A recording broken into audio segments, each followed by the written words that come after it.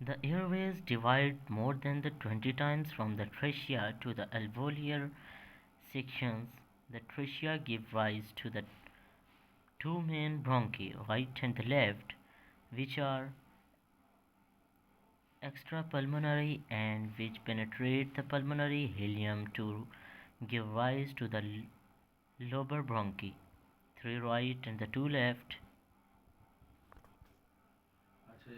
Etiology and the clinical manifestation will determine these differences between those entities.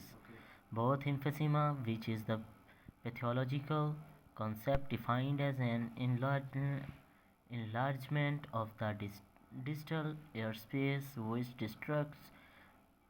which destructs of the alveolar wall, loss of the elasticity and airway obstruction, as well as chronic bronchitis, clinically and epidemiologically defined as productive cough of at least 3 months duration for 2 consecutive years, are generally classified under a single term: chronic obstruction pulmonary disease.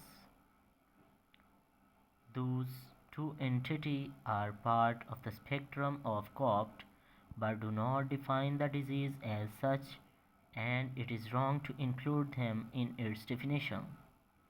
Chronic bronchitis, per as may proceed, contribute to or accelerate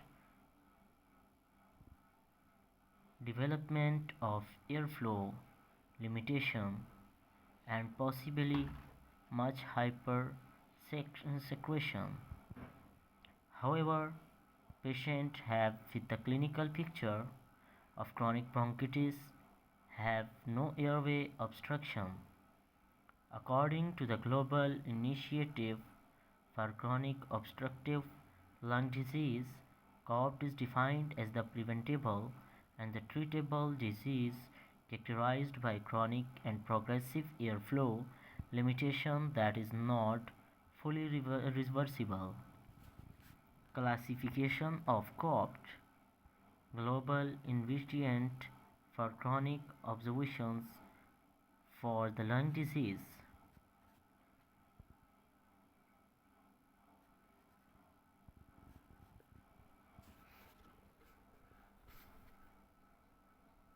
The airflow limitation is associated with an abnormal inflammatory response of the lungs against various insults but mainly to smoke from tobacco. Cough is also characterized by the preservation of the exhibitions and the accompanying, which may contribute to the severity of the clinical pictures in some patients.